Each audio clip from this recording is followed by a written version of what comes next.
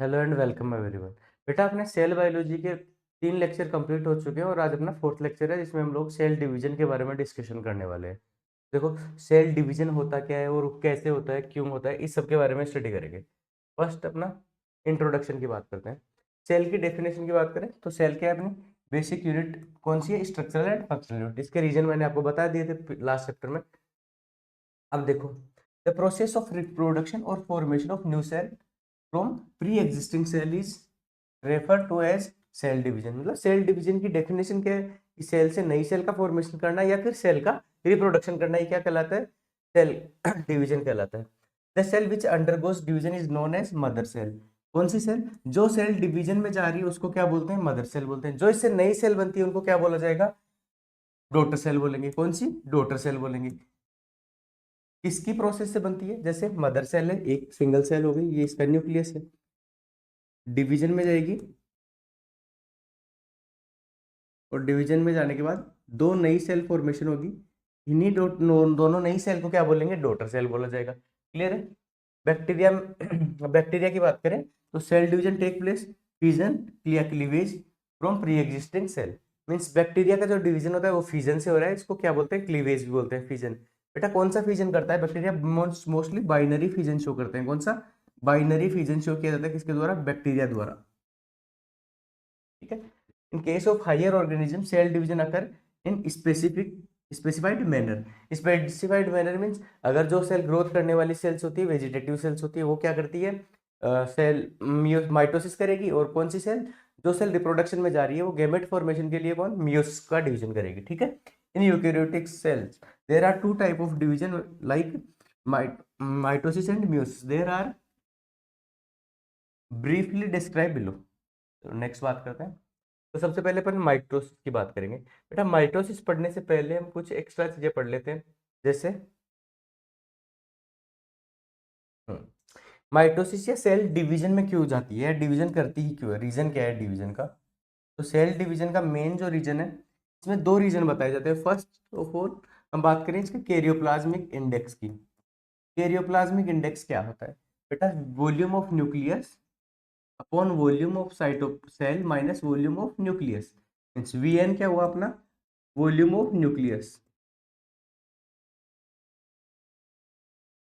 Nucleus और VC volume of cell.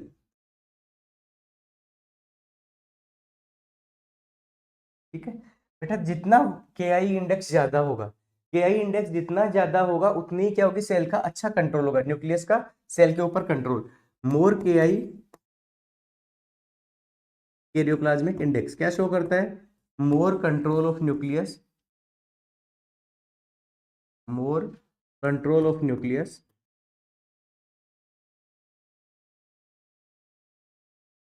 On sale. तो बेटा देखो, जैसे कोई सेल है नॉर्मल शेप साइज की है, इसके हम वॉल्यूम की बात करें, वॉल्यूम ऑफ सेल वीसी देखा जाए, आइडिया से हम लोग 4 मानते हैं और वॉल्यूम ऑफ न्यूक्लियस बताते हैं 1। क्लियर है? अगर ये सेल क्या कर रही है? अपनी साइज को गेन कर रही है और इसका वॉल्यूम ऑफ सेल बढ़ के हो गया कितना? 8। लेकिन वॉल्यूम ऑफ न्यूक्लियस कितना रह गया? 1 ही, क्योंकि सेल की साइज के साथ साथ न्यूक्लियस का वॉल्यूम नहीं बढ़ता है। तो देखो कैरियोप्लाज्मिक इंडेक्स क्या होगा? कैरियोप्लाज्मिक इंडेक्स इनिशियल या के आई 1 दे दें। तो बेटा देखो, पहले देखो वॉल्यूम ऑफ न्यूक्लियस 1/7 3, इससे घट करके कितना हो गया? Karyoplasmic index 1/7। कैसे हुआ? 8-1 और 4-1। ठीक है बेटा। तो ये देखो जो डिक्रीज हुआ है ना कैरियोप्लाज्मिक इंडेक्स में, कैरियोप्लाज्मिक इंडेक्स धीरे धीरे क्या हो रहा है? कम हो रहा है, डिक्रीज हो रहा है सेल का कैरियोप्लाज्मिक इंडेक्स। ये क्या बता रहा है? इस जो सेल का कंट्रोल है किसके? न्यूक्लियस का जो कंट्रोल है सेल की एक्टिविटी के ऊपर, वो धीरे धीरे कम हो रहा है। मीन्स यहाँ का जो पेरीफेरी का जो कंट्रोल है वो धीरे धीरे न्यूक्लियस अपना खोता जा रहा है। तो इसको मेंटेन करने के लिए क्या करती है सेल? डिवीजन करती है। अब देखो, जैसे सेल ने क्या किया? सेल ने किया डिवीजन। पहले एक सेल थी, उसका साइटोप्लाज्म का वॉल्यूम 3, न्यूक्लियस का वॉल्यूम 1, तो सेल का कंप्लीट वॉल्यूम 4 हो गया। ठीक है। इसने क्या किया? सेल ने अपनी साइज को बढ़ाया और वॉल्यूम ऑफ न्यूक्लियस रह गया 1, वॉल्यूम ऑफ साइटोप्लाज्म हो गया 7। बेटा इसने डिवीजन करके फिर से दो छोटी डॉटर सेल का फॉर्मेशन किया। इनके न्यूक्लियस का वॉल्यूम 1 है और इनके साइटोप्लाज्म का वॉल्यूम 4 हो गया। क्लियर है? तो बेटा ये जो फिर से न्यूक्लियस कैरियोप्लाज्मिक इंडेक्स जो इक्वल हुआ है, कैरियोप्लाज्मिक इंडेक्स इनिशियल क्या था 1/3, कैरियोप्लाज्मिक इंडेक्स फाइनल क्या हो गया 1/3। तो सिमिलर लाने के लिए क्या कर रही है, सेल अपने डिवीजन में जा रही है, प्रोसेस ऑफ डिवीजन से गुजरती है। क्लियर है? अब बेटा इसके लिए दूसरा रीजन देखते हैं। ये तो हो गई पहली थ्योरी, कौन सी है, कैरियोप्लाज्मिक इंडेक्स थ्योरी या कर्ण प्लाज्म थ्योरी इसको बोला जाता है। दूसरी होती है सरफेस एरिया वॉल्यूम रेशो। क्या सेकंड थ्योरी इसके लिए बताई जाती है, कौन सी, सरफेस एरिया या वॉल्यूम रेशो।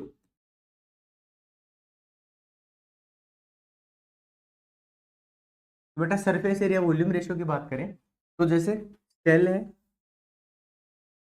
सेल का साइटोप्लाज्म और न्यूक्लियस है, ठीक है, न्यूक्लियस, बीच का ये जो स्पेस है इसको क्या बोलते हैं, साइटोप्लाज्म, वीसी से साइटो लिख देते हैं, ठीक है। अब देखो बेटा, इसका अगर हम लोग सरफेस एरिया, किसी भी सेल का हम लोग इनिशियल सरफेस एरिया किस कैसे नापेंगे, क्योंकि इसको स्फीयर मान के चलते हैं हम लोग, तो सरफेस एरिया क्या होता है 4πr²। रेडियस मान लीजिए सेल की 1 है और वॉल्यूम रेशो 4/3 πr³, ठीक है। तो अगर इनिशियल इसका सरफेस एरिया देखा जाए तो 4π और 4/3 π, ठीक है। इनके रेशियो की बात करें सरफेस एरिया पर वॉल्यूम रेशियो की, तो बेटा ये देखो कितना आ जाएगा 3 आएगा। क्लियर है? कैसे 3 ऊपर चला जाएगा, ये 4 से 4 कट हो जाएगा, पाई से पाई कट हो जाएगा। अगर ये सेल अपने साइटोप्लाज्म को इंक्रीज करती है, जैसे ही सेल का साइटोप्लाज्म इंक्रीज हुआ, न्यूक्लियस सिमिलर रहा, ठीक है, तो बेटा दूसरे सरफेस एरिया वॉल्यूम रेशियो 2 की बात करते हैं, वॉल्यूम रेशियो सेकंड। यहां पर देखो इसका, अगर रेडियस बढ़ के 1 सेंटीमीटर या 1 से होगी 2, तो बेटा सरफेस एरिया क्या रहेगा 4πr², आर से इंटू 4, ठीक है, 4/3 πr³ इंटू 8, तो बेटा 4π से 4π कट है, और ये क्या आ गया इसका रेशो 3 × 4/8 या 3/2। तो देखो सरफेस एरिया वॉल्यूम रेशो कितना था पहले, इनिशियल सेल का 3 था, जो कि अब कितना हो गया 3/2 में कन्वर्ट हो गया। अगर ये सेल फिर से डिवीजन में जाती है और सिमिलर दो सेल बनाती है छोटी, जिनका रेडियस कितना होगा 1, तो वापस से 3 हो जाएगा कि नहीं, सरफेस एरिया पर वॉल्यूम रेशियो। तो बेटा एक्चुअली क्या है, कंट्रोल को दिखाने के तरीके हैं अलग अलग साइंटिस्ट हैं, अलग अलग एक्सप्लेनेशन है। किसी ने बताया करंट प्लाज्म थ्योरी के थ्रू, जिसमें क्या बताया गया कैरियोप्लाज्मिक इंडेक्स के थ्रू बताया गया, और दूसरा क्या है सरफेस एरिया वॉल्यूम रेशियो को बताने का तरीका है, तो सरफेस एरिया वॉल्यूम रेशियो भी हो गया। अब बेटा इसमें ध्यान रखने वाली कौन सी बात है कि सरफेस एरिया क्या है इंक्रीज हो रहा है, लेकिन वॉल्यूम भी इंक्रीज हो रहा है। लेकिन वॉल्यूम कैसे इंक्रीज हो रहा है, ज्यादा इंक्रीज होता है, r³ की फॉर्म में इंक्रीज होता है और r² की फॉर्म में सरफेस एरिया इंक्रीज होता है। इसीलिए बेटा सेल अपना कंट्रोल धीरे धीरे कम, न्यूक्लियस अपना कंट्रोल कम कर देता है, और उसी कंट्रोल को वापस गेन करने के लिए सेल क्या करती है, सेल डिवीजन में जाती है। अब बात करें हम लोग माइटोसिस की, तो सबसे पहले माइटोसिस टर्म किसने कॉइन की थी, फ्लेमिंग ने 1882 में इसके बारे में बताया था, ठीक है। माइटोसिस में होता क्या है एक्चुअली बेटा, दो सिमिलर साइज की सेल्स का फॉर्मेशन होता है, एक सेल होती है टूट करके दो सिमिलर सेल का फॉर्मेशन करती है, ठीक है। माइटोसिस में 2 डॉटर सेल का फॉर्मेशन होता है, जिनमें क्या होता है क्रोमोसोम के नंबर सेम रहते हैं, जेनेटिक मटेरियल सेम रहता है, ठीक है। सोमेटिक सेल में मेनली प्रेजेंट होती है और किसको, ग्रोथ ऑफ वेजिटेटिव पार्ट्स की ग्रोथ को ये बताती है। क्लियर है?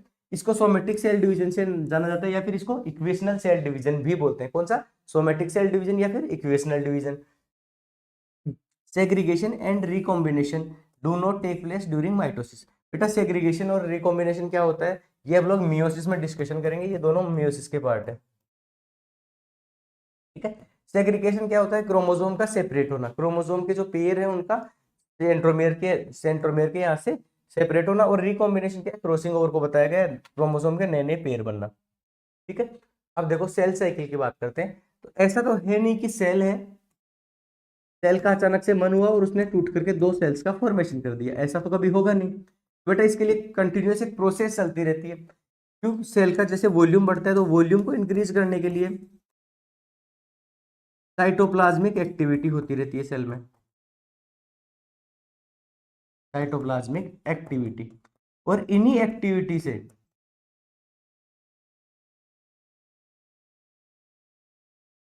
इन्हीं एक्टिविटी की वजह से सेल का साइटोप्लाज्म इंक्रीज होता है।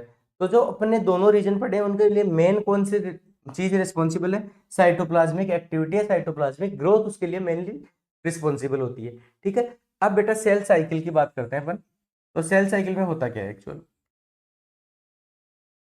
जो एक सेल है वो अपने डिवीजन कंप्लीट करके वापस से नई सेल के फॉर्मेशन करने में जितनी प्रोसेस इंक्लूड होती है उन्हीं सबको एक साथ क्या बोला गया है? सेल साइकिल बोला गया है। ठीक है, कौन कौन सी प्रोसेस होंगी सेल में? देखो, period of which one cell of the cycle of cell division completed is cell cycle. ऐसा टाइम जिसमें एक सेल अपने सेल डिवीजन को कंप्लीट करती है उसको क्या बोलते हैं हम लोग? सेल साइकिल बोलते हैं। ठीक है, इसकी दो फेज होती है। कौन कौन सी दो फेज होगी? एक इंटरफेज और एक M phase. Means cell cycle क्या क्या इंक्लूड करती है? एक होगी इनमें इंटरफेज, दूसरी एम फेज। ठीक है बेटा, इंटरफेज क्या होती है? ये प्रिपरेटरी फेज होती है, प्रिपरेशन ऑफ डिवीजन होता है, preparation of division. M phase क्या होता है? यहां होता है रियल डिवीजन। बेटा डिवीजन दो लेवल पर होता है। कौन कौन से दो लेवल? एक न्यूक्लियस का डिवीजन हो गया, दूसरा साइटोप्लाज्म का डिवीजन हो गया। तो न्यूक्लियस के डिवीजन को बोला जाएगा क्या? कैरियोकाइनेसिस। साइटोप्लाज्म के डिवीजन को बोला जाएगा साइटोकाइनेसिस। तो कौन सी मेनली सेल साइकिल में कौन कौन सी तीन प्रोसेस आ गई? एक इंटरफेज आ गई, दूसरी कैरियोकाइनेसिस आ गई, तीसरी साइटोकाइनेसिस आ गई। देखो बेटा यहां से देखो, अगर हम लोग स्टार्ट करें न्यू सेल्स, अगर यहाँ से ग्रोथ करना स्टार्ट करिए तो पहले कौन सी G1 स्टेज आएगी, S और G2। ये तीनों मिलाकर क्या करती है? इंटरफेज का फॉर्मेशन करती है। इंटरफेज की कौन कौन सी तीन सब स्टेज है? G1 S G2। बेटा इसमें जैसे यहाँ पर कोई सेल नॉर्मल साइज की थी, यहाँ आते थे इसका साइज लार्ज हो जाता है। और बेटा एम फेज जो है, एम फेज में क्या हो रहा है? तो सबसे पहले कौन सी प्रोसेस हो रही है? कैरियोकाइनेसिस को। तो यहाँ आते आते जैसे ये कैरियोकाइनेसिस कंप्लीट करेगी सेल में जो न्यूक्लियस बन जाएंगे, क्या सेल के अंदर दो न्यूक्लियस का फॉर्मेशन हो जाएगा और उसके बाद में सेल क्या करेगी? साइटोकाइनेसिस करेगी और दो अलग अलग सेल्स का फॉर्मेशन कर देगी। इसी को कंप्लीटली अपने को पढ़ना है स्टेप वाइज तरीके से। ठीक है, चलो सबसे पहले बात करें इंटरफेज की। इंटरफेज क्या है? Longest stage of cell cycle, सबसे ज्यादा लंबी टाइम होती है। ठीक है, अगर ह्यूमन की सेल एक 24 आवर में सेल डिवीजन को या सेल साइकिल को कंप्लीट करती है तो इसका मोर देन 95% टाइम, कितना? 95% से ज्यादा टाइम कहाँ खर्च हो जाता है? इंटरफेज में या प्रिपरेशन में ही खत्म हो जाता है। ठीक है, इसी को क्या बोले जाते हैं? इसमें डीएनए का सिंथेसिस भी प्रेजेंट होता है और सेल की ग्रोथ की स्टेज भी आते हैं। ठीक है, इसको कौन कौन से तीन स्टेज में डिवाइड किया गया है? पहली स्टेज का नाम है क्या? G1 phase. ठीक है, इसको क्या बोला गया? Pre DNA replication phase. Pre DNA replication phase क्यों बोला गया? क्योंकि बेटा एस फेज जो होती है उसके अंदर डीएनए का रेप्लिकेशन होता है, डीएनए की कॉपी का फॉर्म कॉपी बनती है। इसमें सेल क्या क्या प्रिपरेशन करती है? प्रोटीन बनाती है, आरएनए सिंथेसिस करती है। ठीक है, इसी फेज में। ठीक है, सेल की साइटोप्लाज्मिक ग्रोथ होती है और सेल ऑर्गेनल का डिवीजन स्टार्ट हो जाता है। सेल ऑर्गेनल्स का डिवीजन स्टार्ट होता है। जैसे जो छोटे ऑर्गेनल होंगे राइबोसोम की तरह, उनका डिवीजन कहाँ हो जाएगा? G1 फेज में। जो बेटा लार्ज साइज के ऑर्गेनल होंगे जैसे माइटोकॉन्ड्रिया और क्लोरोप्लास्ट, उनका डिवीजन कहाँ तक चलेगा? G2 फेज तक चलेगा। क्लियर है ये बात? चलो अगली स्टेज में आते हैं एस फेज। एस फेज में क्या होता है बेटा? एस फेज एक्चुअली है क्या? एस फेज की जब बात करें तो बेटा इसको सिंथेसिस फेज भी बोलते हैं। सिंथेसिस फेज बोल रहे हैं और इसका इसमें होता क्या है? क्रोमोसोम या डीएनए का रेप्लिकेशन होता है। क्रोमोसोम या डीएनए का रेप्लिकेशन हो रहा है, जो अपने पास जेनेटिक मटेरियल है उसका डुप्लीकेशन होता है। ठीक है, यहाँ पर हिस्टोन प्रोटीन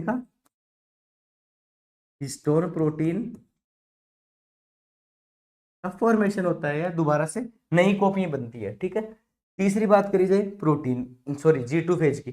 G2 फेज को क्या बोलते हैं? Post DNA replication phase, post synthesis phase. G1 कौन सी होगी? प्री सिंथेसिस फेज या प्री रेप्लिकेशन फेज। क्लियर है? यहां पर किसका? आरएनए और प्रोटीन और आरएनए का फॉर्मेशन हो रहा है। बेटा यहां पर कुछ याद रखने वाले पॉइंट्स है एक्स्ट्रा। प्रोटीन और आरएनए का सिंथेसिस हर एक स्टेज में हो रहा है। साथ में यहाँ पर स्पेशल कौन सी प्रोटीन है, हिस्टोन प्रोटीन है। इसके साथ ही साथ में एनर्जी या एटीपी कंजर्वेशन या एटीपी फॉर्मेशन हर एक स्टेज में होता है। एटीपी को इंक्रीज किया जाता है ताकि सेल डिवीजन में जितनी भी एटीपी का आगे काम में आनी है उन सबकी पूर्ति की जा सके। ठीक है, एटीपी का फॉर्मेशन हर स्टेज में हो रहा है। यहाँ पर एक स्पेशल पॉइंट याद रखना, हिस्टोन प्रोटीन का फॉर्मेशन होता है। और बेटा इसके साथ साथ में एक और चीज ध्यान रखो बेटा, जो अपने स्पिंडल फाइबर फॉर्मेशन के लिए स्पिंडल फाइबर फॉर्मेशन के लिए जितनी भी प्रोटीन बननी है वो कहाँ बनेगी, G2 फेज के अंदर फॉर्मेशन होगा। क्लियर है इस बात को? चलो नेक्स्ट बात करते हैं। G1 G2 कंप्लीट हो गया। अब बेटा देखो आगे की स्टडी करते हैं। G1 स्टेज, G1 स्टेज में क्या है, सेलुलर कंटेंट्स डुप्लीकेट करते हैं अपने आप को। ठीक है,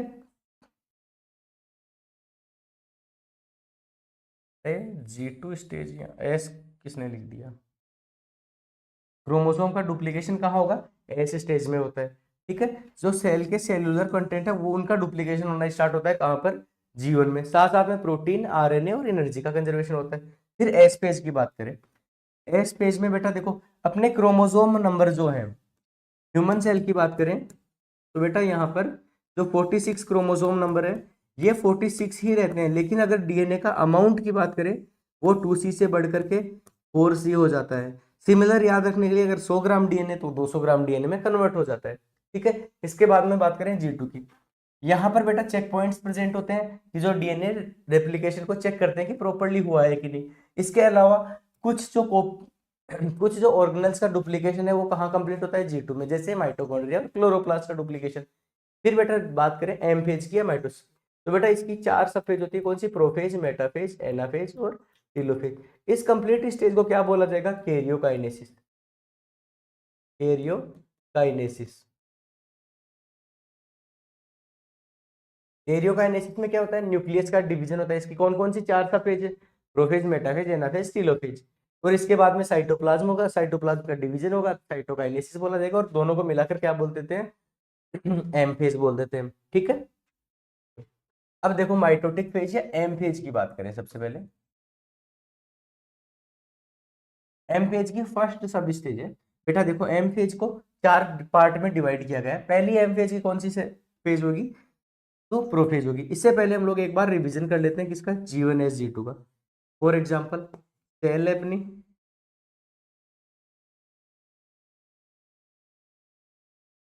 ठीक है, सेल क्या कर रही है,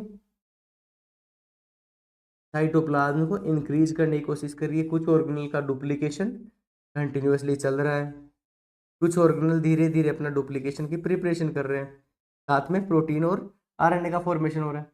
अगर बेटा न्यूक्लियस में देखा जाए तो डीएनए कौन सी फॉर्म में होता है, अभी तक क्रोमोसोम की फॉर्मेशन में नहीं आया होता है। लेकिन फिर भी अगर इसको देखा जाए तो अगर क्रोमोसोम की फॉर्मेशन में हो, फॉर्म में हो क्या, डीएनए अपना पहले किस फॉर्म में पड़ा होता है, अभी क्रोमेटिन फाइबर या क्रोमेटिन की फॉर्म में प्रेजेंट होता है। ठीक है, अब देखो आगे की बात करते हैं अपन। तो बेटा अगर डीएनए को माना जाए कि क्रोमोसोम में की फॉर्म में प्रेजेंट है तो किस फॉर्म में प्रेजेंट रहेंगे, इस तरीके से। अपन क्या करते हैं, 2 क्रोमोसोम की हेल्प से इसको समझने की कोशिश करते हैं। जैसे ही बेटा ये सेल का एस में गई है, एस फेज में बाकी सब चीजें कांस्टेंट है, न्यूक्लियस में कुछ एक चेंजेस होते हैं, क्या, डीएनए का रेप्लिकेशन हो जाता है।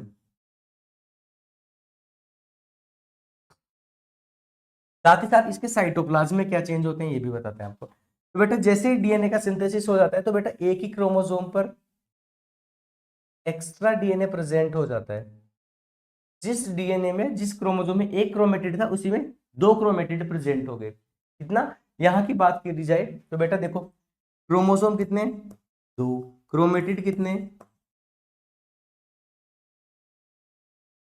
2। यहाँ की बात करी जाए क्रोमोसोम नंबर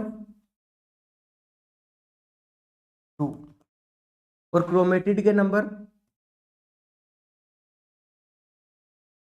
4। बेटा डीएनए का अमाउंट भी डबल हो चुका है, अगर यहाँ पर 2C अमाउंट लिया जाए तो यहाँ पर कितना हो जाएगा, 4C अमाउंट हो जाएगा। क्लियर। फिर बात करें G2 की, साथ ही साथ यहाँ पर न्यूक्लियस में क्या चेंज आ रहे हैं, जो हिस्टोन प्रोटीन है वो भी फॉर्मेशन हो रही है। इसी के साथ साइटोप्लाज्म में भी कुछ चेंजेस होते हैं, जैसे कि बेटा जो स्पिंडल फाइबर बनाने के लिए सेंट्रोसोम होते हैं, सेंट्रोसोम होते हैं, इनका डुप्लीकेशन हो जाता है। कहां पर होता है? साइटोप्लाज्म के अंदर। ठीक है, फिर नेक्स्ट G2 में आ जाओ। कंप्लीट प्रिपरेशन हो जाती है किसकी? सेल डिवीजन की। सेल डिवीजन का कंप्लीट प्रिपरेशन कहाँ हो चुका है? सेल डिवीजन की कंप्लीट प्रिपरेशन कहाँ होगी? G2 में होगी। सभी ऑर्गेनल डबल हो चुके होंगे, जैसे माइटोकॉन्ड्रिया की 2 डबल कॉपियां बन चुकी होंगी, अगर सेल में एक है तो 2 हो चुकी होंगी। साइटो सॉरी, अगर क्लोरोप्लास्ट की 2 कॉपी प्रेजेंट है तो 2 क्लोरोप्लास्ट बन चुके होंगे। न्यूक्लियस के अंदर की बात करें तो बेटा देखो, जैसे सेम क्रोमोसोम के अमाउंट डबल हो चुके हैं, डीएनए और कोई चेंज नहीं हो रहा है। ठीक है, तो ये क्या होगी? तीनों स्टेज होगी किसकी? इंटरफेज की। सेल का वॉल्यूम यहां पर कम था, इसके बाद में धीरे धीरे वॉल्यूम इंक्रीज हो जाता है। सेल का वॉल्यूम धीरे धीरे इंक्रीज होता है। ठीक है, G1S G2 तीनों चीजें आपको एक्सप्लेन करती हैं। अब देखो आगे की बात करेंगे हम लोग प्रोफेज की। प्रोफेज में क्या होता है? देखो, प्रोफेज में जो अपने सेल के जो डीएनए इतनी देर तक किसकी फॉर्म में था? क्रोमेटिड की फॉर्म में प्रेजेंट था, या फिर डीएनए की फॉर्म में प्रेजेंट था, वो धीरे धीरे कंडेंस होने लगता है। कंडेंस होके क्या बनाने लगता है? क्रोमोसोम का फॉर्मेशन करना स्टार्ट कर देता है। तो जैसे, और साथ साथ में क्या चेंज आता है? न्यूक्लियर मेम्ब्रेन, एंडोप्लाज्मिक रेटिकुलम और गोल्जी बॉडी डिसअपियर हो जाते हैं। डिसअपियर से मतलब क्या रहा? जो साइटोप्लाज्म में डिसॉल्व फॉर्म में प्रेजेंट हो जाते हैं। तो जो बेटा जो डीएनए था अपने पास, या जो क्रोमोसोम का फॉर्मेशन हो रहा है, वो कहाँ आ जाते हैं? साइटोप्लाज्म में फ्रीली मूव करने लग जाते हैं। बेटा 2 क्रोमोसोम होंगे तो 2 मूव करेंगे, 46 क्रोमोसोम होंगे तो 46 क्रोमोसोम मूव करेंगे। ठीक है, देखो प्रोफेज की बात करें तो प्रोफेज में क्या है? Chromosome look like thin thread and uncoiled and in early prophase. Early prophase तक क्या होता है? तो जो क्रोमोसोम थे वो थिन फाइबर लाइक स्ट्रक्चर में प्रेजेंट थे, थ्रेड लाइक स्ट्रक्चर में प्रेजेंट थे। फिर देखो साथ साथ दूसरा चेंज क्या होता है? Nuclear membrane and nucleolus disappear हो जाती है। कब तक? एंड ऑफ प्रोफेज तक। प्रोफेज के लास्ट तक क्या होता है? जो न्यूक्लियर मेम्ब्रेन है, गोल्जी बॉडी है, एंडोप्लाज्मिक रेटिकुलम है, सबके सब क्या करते हैं? डिसअपियर हो जाते हैं। फिर इसके बाद में प्रोफेज क्या है? Longest phase of mitosis. Longest phase किसकी है? माइटोसिस की लॉन्गेस्ट फेज कौन सी है? प्रोफेज है। ठीक है, तो जो अपने क्रोमोसोम है ये कहाँ प्रेजेंट है? फिलहाल प्रोफेज की बात करी जाए तो एंड ऑफ प्रोफेज में क्या होता है? ये कहां प्रेजेंट होते हैं? साइटोप्लाज्म में आ जाते हैं। ठीक है, अब नेक्स्ट बात करेंगे प्रोफेज के बाद में मेटाफेज की। देखो सेकंड पार्ट कौन सा हुआ? मेटाफेज। मेटाफेज में जैसे ही न्यूक्लियस की मेम्ब्रेन डिसअपियर हो जाती है, सेल किस में एंट्री ले लेती है? तुरंत मेटाफेज स्टेज में है, वहां से मेटाफेज स्टेज स्टार्ट हो जाती है। यहाँ पर स्पिंडल फाइबर क्या कर फॉर्म बनने लगते हैं और इसमें क्रोमोसोम से आकर जुड़ जाते हैं।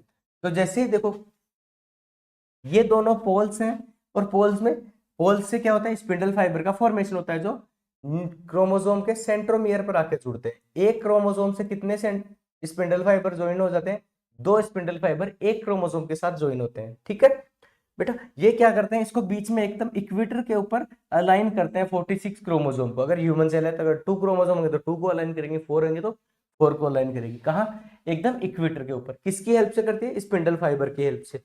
इसी प्लेन को क्या बोलते हैं हम लोग? इक्वेटर प्लेन भी बोलते हैं। ठीक है, या फिर मेटाफेज प्लेट भी बोलते हैं। ठीक है, ये कौन सी है? यहाँ पर क्रोमोसोम की क्या कंडीशन है? क्रोमोसोम सबसे छोटे दिखेंगे और थिकेस्ट दिखेंगे। मींस जो क्रोमोसोम प्रोफेज के स्टार्ट में कंडेंस होना स्टार्ट होते धीरे धीरे मेटाफेज आते आते मोस्ट कंडेंस हो जाते हैं। ठीक है, तो शॉर्टेस्ट क्रोमोसोम और मोस्ट थिकेस्ट क्रोमोसोम कहाँ विजिबल होंगे अपने को? मेटाफेज में होंगे। ठीक है, यहाँ पर क्रोमोसोम क्लियरली विजिबल हो जाते हैं। क्लियरली विजिबल करने के लिए, देखने के लिए सबसे बेस्ट स्टेज कौन सी है? Metaphase stage. क्यों? क्योंकि बेटा सबके सब क्रोमोसोम कहाँ अलाइन होते हैं? इक्वेटर के ऊपर अलाइन होते हैं, तो एक जगह सारे क्रोमोसोम स्टडी के लिए मिल सकते हैं। स्टडी के लिए बेस्ट, क्रोमोसोम की स्टडी के लिए बेस्ट फेज कौन सी होगी? मेटाफेज होगी। अब बेटा बात करते हैं एनाफेज की। थर्ड स्टेज कौन सी है? एनाफेज। एनाफेज में क्या होता है? जो बेटा क्रोमोसोम का सेंट्रोमियर है, एक क्रोमोसोम के पास जो 2 क्रोमेटिड प्रेजेंट थी, देखो सेंट्रोमियर, एक क्रोमेटिड, दूसरी क्रोमेटिड। बेटा जो एक क्रोमोसोम के पास 2 क्रोमेटिड थी, ये किसकी वजह से?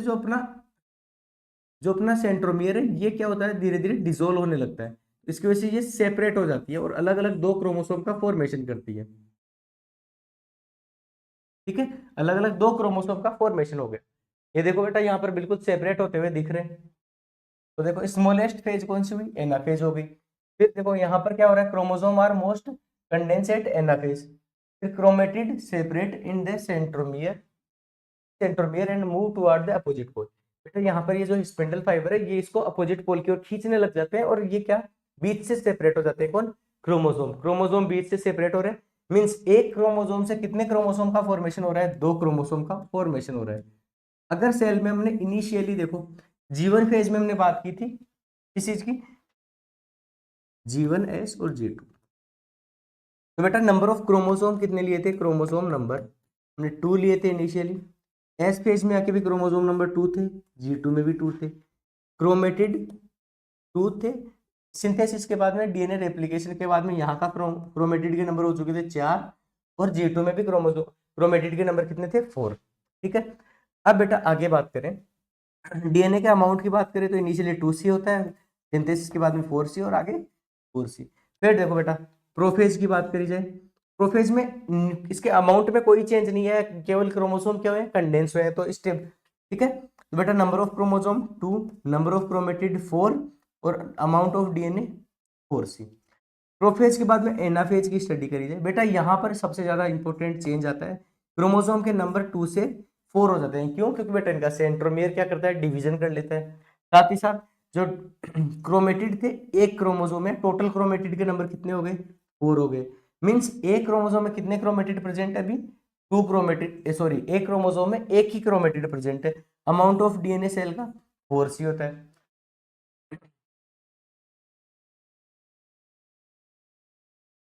प्रोफेज के बाद मेटाफेज की बात, मेटाफेज में क्रोमोसोम नंबर 2, क्रोमेटिड के नंबर 4 और अमाउंट ऑफ डीएनए 4C। यहाँ पर एनाफेज में number of chromosome 4, number of chromatid भी 4 और अमाउंट ऑफ डीएनए 4C। अब बेटा इसके बाद बात करेंगे टीलोफेज की। टीलोफेज में देखो क्या होता है, टीलोफेज में क्या हो रहा है, ये इसको रिवर्स प्रोफेज के नाम से भी जाना जाता है। क्या? Reverse prophase. रिवर्स प्रोफेज क्यों बोलते हैं? क्योंकि बेटा इस स्टेज में जो न्यूक्लियर मेम्ब्रेन, एंडोप्लाज्मिक रेटिकुलम और गोल्जी बॉडी जो डिसअपियर हुए थे वापस से रीअपियर होने लगते हैं और सेल के चारों तरफ सेल मेम्ब्रेन का फॉर्मेशन करने लगते हैं। तो जो मेम्ब्रेन डिसअपियर हुई थी वो वापस से रीअपियर हो रही है। जो जो जो जैसे जैसे क्रोमोसोम का कंडेंसेशन होगा वो वापस से डिसकंडेंसेशन होने लगता है। देखो यहाँ पर क्रोमोसोम प्रॉपर शेप में दिख रहे हैं, धीरे धीरे क्रोमोसोम अपने आप को लूज करते जा रहे हैं, अपनी आइडेंटिटी लूज कर रहे हैं। तो बेटा टीलोफेज की बात करी जाए, ईच सेल में देखो यहाँ पर क्या होता है, दो अलग अलग न्यूक्लियस बनने लगते हैं। तो एक सेल में क्या होता है, दो दो न्यूक्लियस, दो दो क्रोमोसोम के दो न्यूक्लियस बनने लगते हैं, दो दो क्रोमेटिड के दो न्यूक्लियस बनने लगते हैं और 2C अमाउंट की बात करें। ठीक है, अब देखो इसके बाद में सेल साइटोकाइनेसिस की बात करते हैं पहले। टीलोफेज के बाद नेक्स्ट स्टेज क्या आएगी? साइटोकाइनेसिस। यहां तक ये हमने कौन सी कैरियोकाइनेसिस की 4 स्टेज पढ़ी है। कैरियोकाइनेसिस कौन सी पढ़ी? प्रोफेज, मेटाफेज, एनाफेज और टीलोफेज। इनको याद कैसे रख सकते हो? प्रोफेज, मेटाफेज, एनाफेज, टीलोफेज को पी मत से याद कर लो बेटा, PMA। किसी भी चीज को पीना नहीं है, पी मत। पी मत से मतलब क्या रहा, मीनिंग क्या रहा पी मत का? प्रोफेज, मेटाफेज, एनाफेज और टीलोफेज। ठीक है, तो बेटा चारों स्टेज याद हो गई। इसके बाद में आगे बात करते हैं साइटोकाइनेसिस। साइटोकाइनेसिस कब होगा? जब कैरियोकाइनेसिस कंप्लीट हो चुका होगा, उसके बाद में कैरियोकाइनेसिस साइटोकाइनेसिस स्टार्ट होता है। साइटोकाइनेसिस में होता क्या है? साइटोप्लाज्म का डिवीजन होता है बेटा। ये दो तरीके से हो सकता है, जैसे अगर प्लांट सेल है, प्लांट सेल में किससे होगा? सेल प्लेट मेथड से होगा। किससे? सेल प्लेट मेथड से।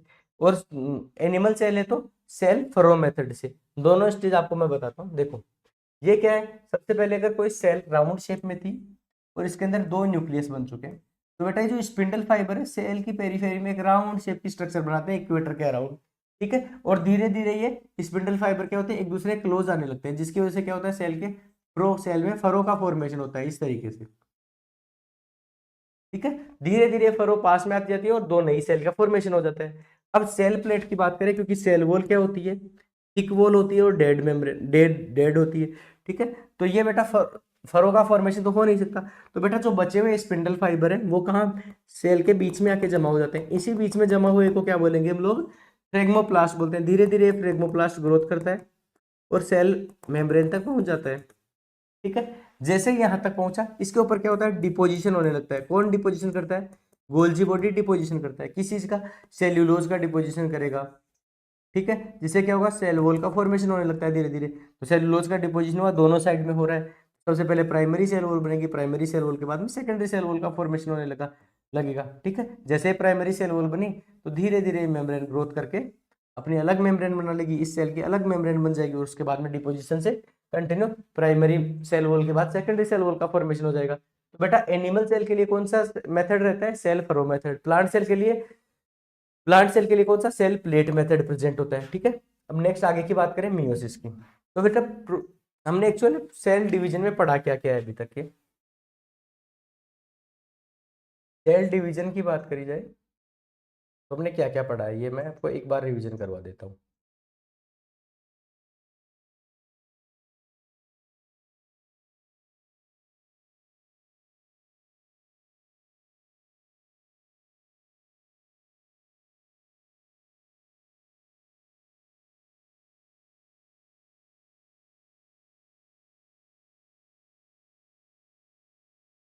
देखो सबसे पहले हमने क्या पढ़ा, इंटरफेज पढ़ा।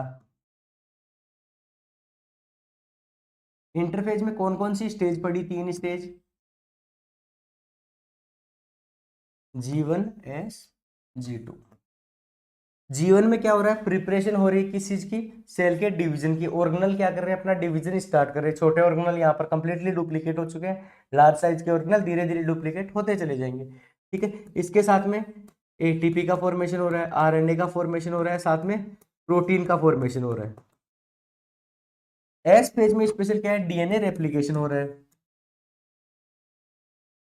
बेटा डीएनए का रेप्लिकेशन की प्रोसेस कहाँ होते हैं, न्यूक्लियस में होते हैं। तो न्यूक्लियस में कौन से चेंजेस हो रहे हैं, डीएनए का रेप्लिकेशन हो रहा है। इसी के साथ में हिस्टोन प्रोटीन का फॉर्मेशन होता है, हिस्टोन प्रोटीन का फॉर्मेशन होता है।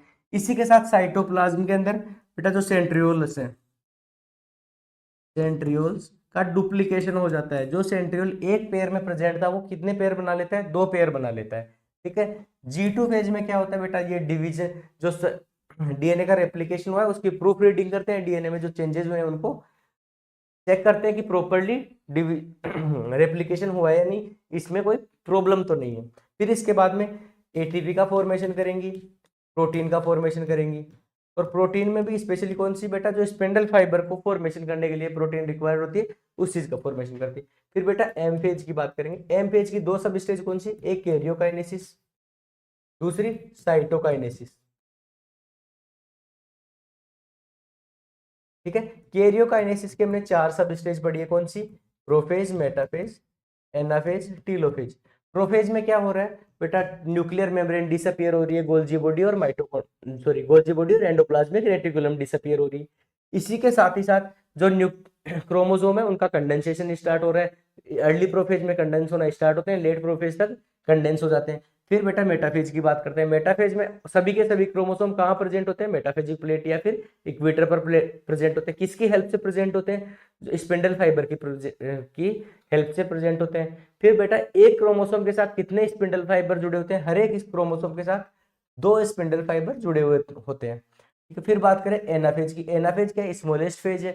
इसमें क्या होता है, क्रोमोसोम का डुप्लीकेशन होता है। किसका, क्रोमोसोम के नंबर का डुप्लीकेशन होता है, कहां पर, एनाफेज में आके। क्यों, क्योंकि बेटा जो क्रोमोसोम का सेंट्रोमियर वाला पोर्शन है वो डिवाइड हो जाता है। फिर बेटा टीलोफेज में, इसको रिवर्स प्रोफेज के नाम से भी जाना जाता है। बेटा इसमें जितने काम प्रोफेज में होते हैं उसके लगभग काम अपोजिट होते हैं। साथ ही साथ दो नई सेल का फॉर्मेशन होने लगता है, दो नए न्यूक्लियस का फॉर्मेशन होता है, कहाँ, टीलोफेज में। फिर आगे की बात करें साइटोकाइनेसिस। बेटा साइटोकाइनेसिस दो टाइप से होती है, कौन कौन सी, एक एनिमल सेल के लिए, एक प्लांट सेल के लिए। प्लांट सेल के लिए कौन सी होगी, सेल प्लेट मेथड से होगी। एनिमल सेल के लिए किस मेथड से होगी, सेल फरो मेथड से होगी। क्लियर, तो ये अपना माइटोसिस कंप्लीट हो गया। फिर आगे बात करते हैं मियोसिस की। तो बेटा मियोसिस में देखो, सबसे पहले इसको वॉन बेंडेन ने 1883 में बताया था। ठीक है, किसमें स्टडी की थी, राउंड वॉर्म में इसकी स्टडी की थी। इसमें क्या होता है बेटा, एक सेल जो है डिवीजन करती है कितनी बार, दो बार सेल सेल डिवीजन से गुजरती है।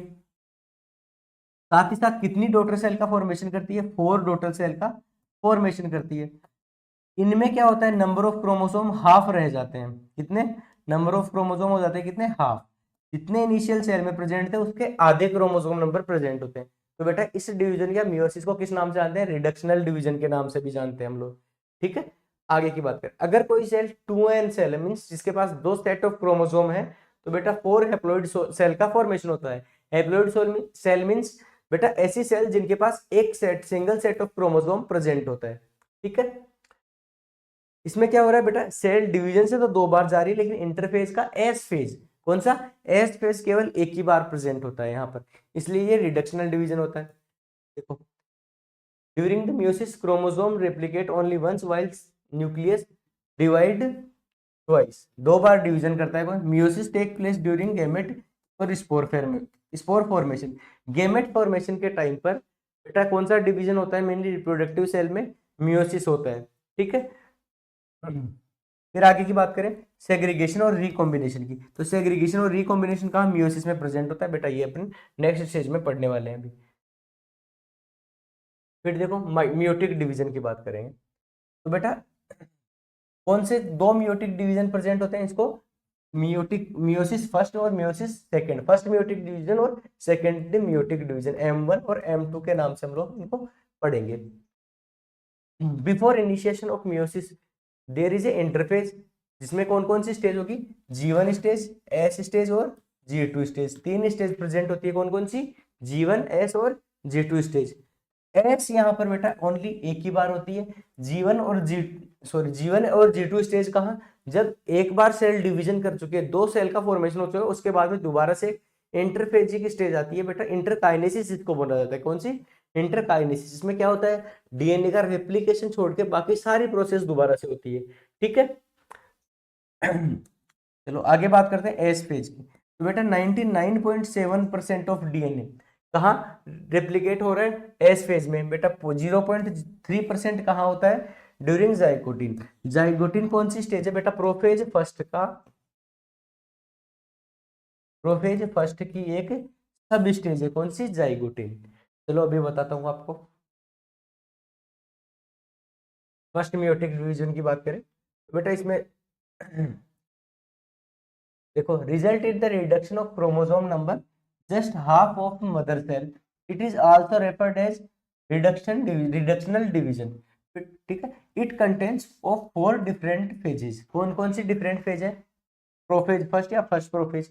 बेटा इसमें क्या होता है एक्चुअल, जो अपने क्रोमोसोम है, देखो जैसे प्रोफेज फर्स्ट की बात करते हैं, P1, तो सेल है, सेल के अंदर न्यूक्लियस प्रेजेंट है, तो न्यूक्लियस के अंदर डीएनए प्रेजेंट है, किसकी फॉर्म में, डीएनए की फॉर्म में, या फिर क्रोमोसोम फाइबर की फॉर्म में प्रेजेंट है। ठीक है बेटा, ये धीरे धीरे कंडेंस होने लगते हैं। ठीक है, और धीरे धीरे कंडेंस होते हुए एक जगह से बाइंड रहते हैं, और बेटा इस तरीके से धीरे धीरे कंडेंस होने लगते हैं। जैसे जैसे धीरे कंडेंस होते हैं तो बेटा इनकी एक पोलैरिटी प्रेजेंट होती है, किसकी वजह से, बेटा बाहर जो स्पिन, बेटा जहां पर जो सेंट्रोसोम प्रेजेंट होते हैं, जो डुप्लीकेट हुए थे कहां पर, इस स्टेज में, तो इनकी तरफ बेटा अट्रैक्ट रहते हैं ये अलग अलग चार्जेस की वजह से। तो बेटा यहाँ पर जो ये अट्रैक्शन का कारण बनता है, इसमें इसको क्या बोलते हैं, बुके स्टेज बोलते हैं। क्यों, क्योंकि बेटा ये बुके लाइक स्ट्रक्चर का फॉर्मेशन करते हैं। कंडेंस होते हैं क्रोमोसोम, किसका फॉर्मेशन करते हैं, बुके लाइक स्ट्रक्चर का फॉर्मेशन करते हैं। इसलिए फर्स्ट म्यूटिक डिवीजन की जो फर्स्ट स्टेज है कौन सी, लेप्टोटिन। लेप्टोटिन को किस नाम से जाना जाता है, बुके स्टेज के नाम से भी जानते हैं। ठीक है बेटा देखो, क्रोमोसोम कंडेंस हो, दे विजिबल फाइन थ्रेड, पतले थ्रेड की तरह दिखते हैं, पतले थ्रेड की तरह दिखते हैं, कंडेंस होना स्टार्ट ही करते हैं। दूसरी बात करें नेक्स्ट स्टेज, जाइगोटिन। जाइगोटिन में क्या होता है, धीरे धीरे और कंडेंस होंगे, और कंडेंस होंगे तो बेटा इसके क्रोमोसोम का पेयर बनने लगेगा धीरे धीरे। होमोलोगस क्रोमोसोम क्या करते हैं, पेयर बनाते हैं, इसका क्रोमोसोम का। होमोलोगस क्रोमोसोम आपस में पेयर बना के जुड़ जाते हैं। ठीक है, किसकी हेल्प से जुड़ते हैं बेटा, सिनेप्टोनिमल कॉम्प्लेक्स होता है, इसमें प्रोटीन का एक कॉम्प्लेक्स होता है, प्रोटीन और आरएनए का, तो होमोलोगस क्रोमोसोम पेयर करते हैं। तो ह्यूमन की सेल की बात करी जाए तो कितने पेयर बनेंगे, 23 पेयर बनेंगे। ठीक है, इसके बाद में यहीं पर क्या होगा, 0.3% जीने 0.3% डीएनए का रेप्लिकेशन होता है, जो कहाँ रुक गया था, एस स्टेज में नहीं हो पाया था। ठीक है, धीरे धीरे क्रोमोसोम कंडेंस हो रहे हैं, थिक हो रहे हैं, और यहाँ पर किसका पेयर बनते हैं, होमोलोगस क्रोमोसोम के पेयर बनते हैं। इसी प्रोसेस को क्या बोलते हैं, सिनेप्सिस के नाम से जाना जाता है। किसका, सिनेप्सिस के नाम से जानते हैं। फिर आगे की बात करते हैं। देखो, तो लेप्टोटिन में क्या हुआ है, देखो ये बुके स्टेज का फॉर्मेशन हो रहा है, क्रोमोसोम कहाँ अरेंज हो रहे हैं धीरे धीरे, किसकी तरफ, सेंट्रियोल्स की तरफ। ठीक है, सेंट्रियोल की तरफ अट्रैक्ट होते हुए अरेंज हो रहे हैं। तो लेप्टोटिन में क्या हो रहा है, बुके स्टेज बोल दिया गया। फिर बेटा नेक्स्ट बात करें जाइगोटिन, तो जाइगोटिन में क्या हो रहा है, क्रोमोसोम के पेयर बन रहे हैं। बेटा ऐसे जो क्रोमोसोम जो कि डुप्लीकेट हो चुके हैं कहाँ, एस स्टेज में, उनके पेयर बनते हैं। इनमें क्या हो रहा है, होमोलोगस क्रोमोसोम के पेयर बनते हैं। एक पेयर के अंदर बेटा कितने एक पेयर में क्रोमोसोम कितने प्रेजेंट रहेंगे, 2 क्रोमोसोम प्रेजेंट रहते हैं। क्रोमेटिड कितने प्रेजेंट रहेंगे, 4 क्रोमेटिड प्रेजेंट रहेंगे। ठीक है, बीच में किसकी हेल्प से जुड़े हुए हैं, सिनेप्टोनिमल कॉम्प्लेक्स की हेल्प से आपस में जुड़े हुए होते हैं। ठीक है, नेक्स्ट बात करें, 2 स्टेज अपन कंप्लीट कर चुके, कौन सी, लेप्टोटिन और जाइगोटिन। थर्ड स्टेज कौन सी होती है, पैकाइटिन। पैकाइटिन में बेटा क्या होता है, क्रॉसिंग ओवर होता है, यहाँ पर बाईवेलेंट और टेट्राड का फॉर्मेशन होता है। किसका, बाईवेलेंट और टेट्राड का फॉर्मेशन होता है। ठीक है, each bivalent has 4 chromatids as as stand, hence bivalents are said to be 4 stand oriented stage. कौन सी, 4 स्टैंड ओरिएंटेड स्टेज बोलेंगे, क्यों बेटा, एक बाईवेलेंट में कितने, 4 क्रोमेटिड प्रेजेंट होते हैं। देखो बेटा, एक क्रोमोसोम है, एक क्रोमेटिड, दूसरा क्रोमेटिड, तीसरा क्रोमेटिड, बेटा ये 4th क्रोमेटिड। ठीक है, तो एक बाइवेलेंट में कितने क्रोमेटिड होते हैं, 4 क्रोमेटिड, इसलिए इसको 4 स्टेज भी बोलते हैं। ठीक है, formation of chiasma, crossing over take place during this phase. बेटा इसी फेज में क्या होता है, क्रॉसिंग ओवर होता है। बेटा ये जो देखो, नेक्स्ट बात करें अपन बेटा ये जो होमोलोगस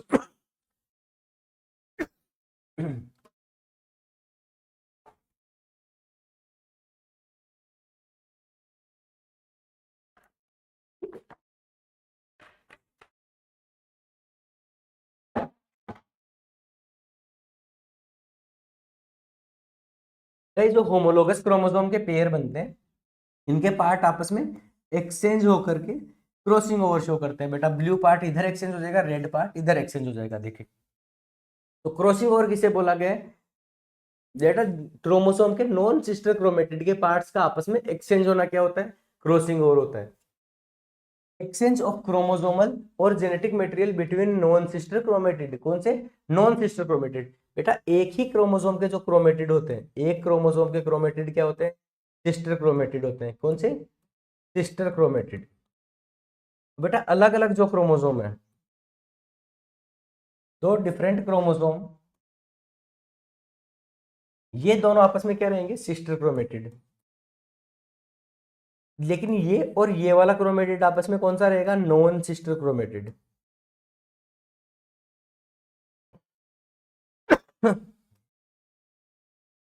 कौन सा, नॉन सिस्टर क्रोमेटिड।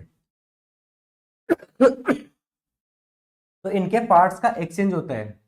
जैसे यहां पर अगर ब्लू पार्ट जोड़ दिया जाए और इधर येलो पार्ट, तो ये क्रोमोसोम का या क्रोमोसोम के पार्ट्स का एक्सचेंज हो चुका है यहाँ पर। इसको क्या बोलेंगे, क्रॉसिंग ओवर बोलते हैं। बेटा ये आपस में जुड़े हुए हैं, किसकी हेल्प से, सिनेप्टोनिमल कॉम्प्लेक्स की हेल्प से। और बेटा आपस में कैसे ये डिवीजन करते हैं, देखो जैसे ये क्रोमोसोम है और ये इधर से आ रहा है, बेटा जैसे वायर एक दूसरे से लिपटे होते हैं, उसी फॉर्म में एक दूसरे के साथ ये बाइंड होते हैं और फिर क्रोमोसोम के पार्ट का एक्सचेंज होता है। इस कंप्लीट प्रोसेस को किस नाम से जानते हैं हम लोग, क्रॉसिंग ओवर के नाम से जानते हैं। तो बेटा क्रॉसिंग ओवर के बाद में जो ये स्ट्रक्चर बन रही है ना, जो गांठ जैसी स्ट्रक्चर दिख रही है, इसी को किस नाम से जाना जाता है, कियाज्मेटा के नाम से जानते हैं। ठीक है, तो कियाज्मेटा का फॉर्मेशन कहाँ होता है बेटा, पैकाइटिन स्टेज में होता है। थर्ड स्टेज की बात करें, फिर नेक्स्ट कौन सी स्टेज है, डिप्लोटिन, जिसमें क्या होता है बेटा, कियाज्मेटा धीरे धीरे सेंट्रल पार्ट से दूर जाने लगती है और एंड की तरफ पहुंचती है। ठीक है, तो कियाज्मेटा का डिसॉल्व होना कहाँ स्टार्ट होता है, या टर्मिनलाइजेशन ऑफ कियाज्मेटा कहाँ होता है, डिप्लोटिन स्टेज में होता है। फोर्थ स्टेज है बेटा, धीरे धीरे जो होमोलोगस क्रोमोसोम है वो धीरे धीरे अपने आप से दूर होने लगते हैं। इसके बाद की नेक्स्ट स्टेज कौन सी है? Diakinesis stage. डाइकाइनेसिस में क्या होता है? टर्मिनलाइजेशन ऑफ कियासमेटा, मींस ये दोनों होमोलोगस क्रोमोसोम आपस में वापस से सेपरेट हो जाते हैं और जो सिनेप्टोनिमल कॉम्प्लेक्स नाम की जो प्रोटीन प्रेजेंट थी वो डिसोल्व हो जाती है। मींस जो 46 क्रोमोसोम ने 23 पेयर बनाए थे वो अपने आप धीरे धीरे 46 क्रोमोसोम में वापस आ चुके हैं पेयर के फॉर्म से दूर होके। ठीक है, इसके बाद में अपन बात करेंगे किसकी?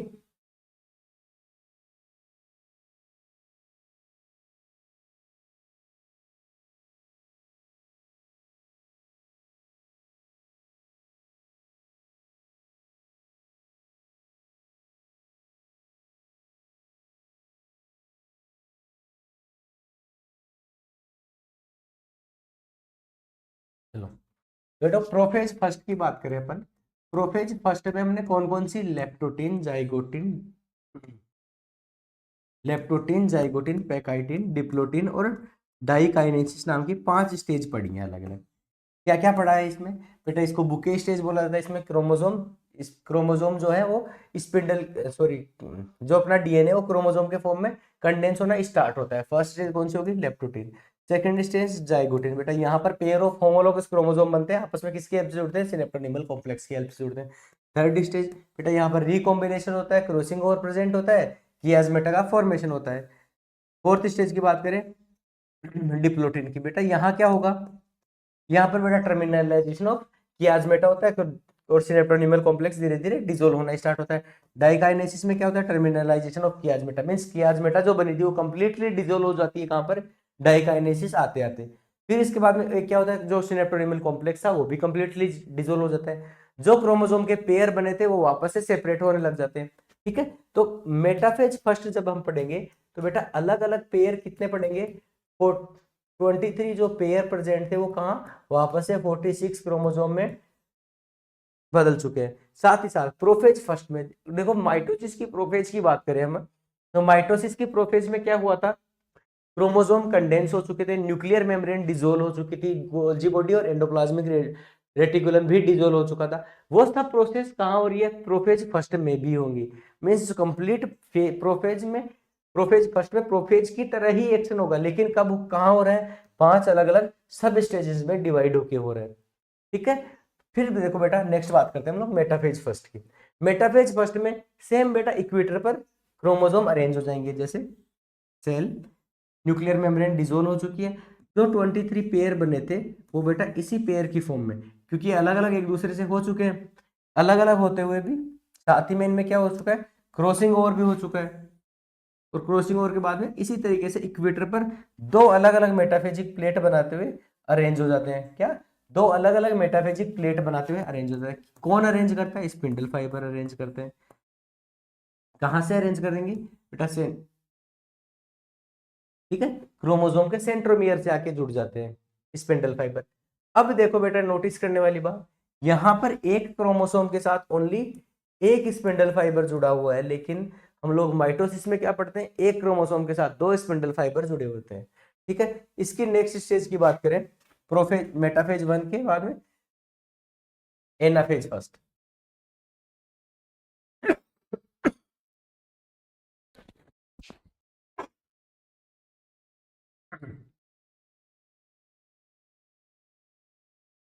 एनाफेज फर्स्ट में क्या होता है बेटा? जैसे वहां पर सेंट्रोमियर का डिवीजन हुआ था वैसा कुछ नहीं होगा। जो बेटा अलग अलग पेयर बने हैं, जो अलग अलग सेट ऑफ क्रोमोसोम बन रहे हैं बेटा, ये क्या होते हैं? बीच से सेपरेट हो जाते हैं स्पिंडल फाइबर की हेल्प से और अलग अलग पोल्स पर पहुंच जाते हैं धीरे धीरे करके। ये वाला पोल यहाँ से क्रोमोसोम मूव करना स्टार्ट करता है और इसी तरीके से मूव करता हुआ धीरे धीरे ऊपर की ओर मूव करता है, पोल की तरफ पहुंच जाते हैं। एनाफेज फर्स्ट में क्या हो रहा है?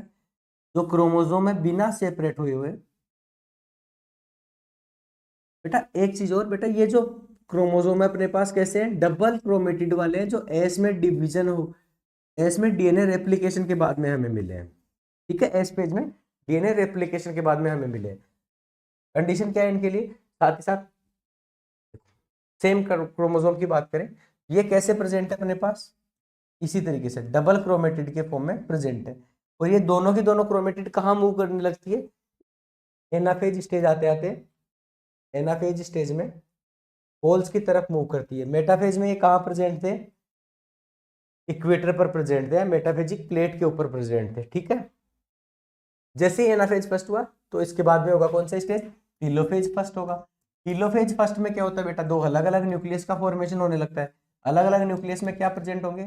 23 या फिर half number of chromosome present होते हैं। तो ये बेटा इसी को मियोसिस फर्स्ट को किस नाम से जानते हैं हम लोग? रिडक्शनल डिवीजन के नाम से जानते हैं। देखो जैसे यहाँ पर ये येलो कलर के क्रोमोसोम प्रेजेंट होंगे,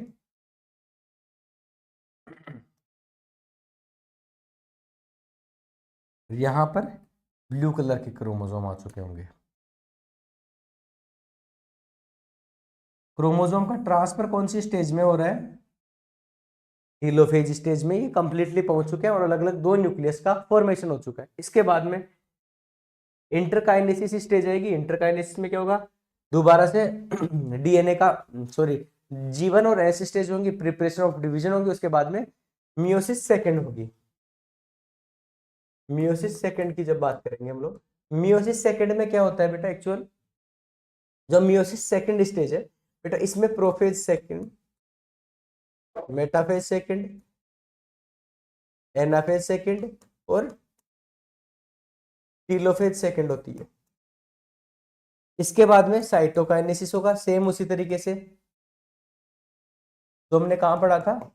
माइटोसिस के टाइम पे पढ़ा था, ठीक है बेटा। ये prophase second, metaphase second, anaphase second और टीलोफेज सेकंड बेटा अलग अलग दो सेल में होती है और किसकी तरह होती है? जैसे माइटोसिस होता था उसी तरीके से होंगी। यहाँ से प्रोफेज के अंदर क्या होगा? ये क्रोमोसोम का फॉर्मेशन होगा। फिर उसके बाद में मेटाफेज में अलाइन होंगे, कहाँ पर? अलग अलग सेल अलग अलग न्यूक्लियस के इक्वेटर प्लेट पर होंगे, ठीक है। फिर इसके बाद में नेक्स्ट क्या होगा? एनाफेज में इनका क्रोमोसोम का सेपरेशन हो जाएगा। क्रोमोसोम का सेपरेशन होगा तो इससे डबल नंबर ऑफ क्रोमोसोम बनेंगे और फाइनली क्या होगा? टीलोफेज आते थे, 4 सेल का फॉर्मेशन हो जाएगा। हर एक सेल के अंदर half number of chromosome present रहेंगे। साइटोकाइनेसिस के बाद में 4 नई सेल का फॉर्मेशन हो जाएगा। ये देख लीजिए बेटा पैकाइटिन में, जैसे ये दो होमोलोगस क्रोमोसोम का एक सेट है, ठीक है। ये एक दूसरे से कियाजमेटा का फॉर्मेशन करते हैं और इनके क्रोमोसोमल पार्ट का एक्सचेंज हो जाता है। कहाँ? पैकाइटिन में। इसके बाद में बेटा डिप्लोटिन में क्या होता है? जो कियाजमेटा बने थे इनका टर्मिनलाइजेशन शुरू होता है। ये इधर से मूव करके पेरीफेरी की ओर मूवमेंट करने लगते हैं धीरे धीरे। कहाँ? पेरीफेरी की ओर। डिप्लोटिन। डाइकाइनेसिस की बात करें नेक्स्ट स्टेज की,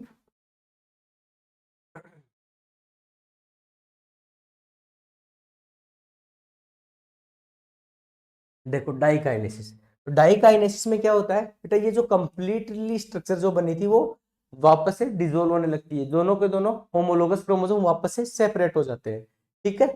फिर इसके बाद में प्रोफेज फर्स्ट कंप्लीट हो चुका है। इसके बाद में मेटाफेज फर्स्ट होगा। मेटाफेज फर्स्ट में कौन सी स्टेज आएगी? प्रोफेज फर्स्ट के बाद में मेटाफेज फर्स्ट। सभी के सभी क्रोमोसोम कहाँ अरेंज हो जाएंगे? इक्वेटर के ऊपर अरेंज हो जाएंगे। इक्वेटर के ऊपर अरेंज होने के बाद में दो अलग अलग मेटाफेजिक प्लेट का फॉर्मेशन होगा। उसके बाद में एनाफेज फर्स्ट, एनाफेज में half number of chromosome divide हो जाएंगे और टेलोफेज फर्स्ट में दो अलग अलग न्यूक्लियस का फॉर्मेशन हो जाएगा। इसके बाद में हम लोग मियोसिस सेकंड पढ़ेंगे और मियोसिस सेकंड के बाद में साइटोकाइनेसिस दोबारा से हो जाएगी, ठीक है। इसी तरीके से 4 अलग अलग नई सेल्स का फॉर्मेशन हो जाएगा, ठीक है। तो बेटा अपना ये सेल डिवीजन कंप्लीट हो चुका है। इसके बाद में तो सेल डिवीजन हमने आज के लेक्चर में कंप्लीट किया। इसमें माइटोसिस और मियोसिस हमने पढ़ लिया है, ठीक है। अब नेक्स्ट लेक्चर में हम लोग प्लांट ब्रीडिंग के बारे में स्टडी करेंगे और उसके पहले जो बेटा मेंडेलियन जेनेटिक्स दी हुई है और मेंडेलियन जेनेटिक्स के एक्सेप्शन दिए हुए हैं वो बेटा आपको जो अपना एसीआई साइंस का यूट्यूब चैनल है उस पर आपको अविनाश सर करवा देंगे बायोलॉजी के साथ में। उन्होंने अभी तक क्या प्लांट और एनिमल रिप्रोडक्शन या ह्यूमन रिप्रोडक्शन कंप्लीट कर दिया है और शायद नेक्स्ट क्लास से ही वो स्टार्ट करने वाले किसको? मेंडेलियन जेनेटिक्स को। तो बेटा आप इसको यहाँ के बजाय वहाँ भी स्टडी कर सकते हैं, ठीक है। तो हम लोग अपने नेक्स्ट क्लास किसकी लाएंगे? जेनेटिक्स एंड प्लांट ब्रीडिंग की लाने वाले हैं, ठीक है बेटा। Thank you.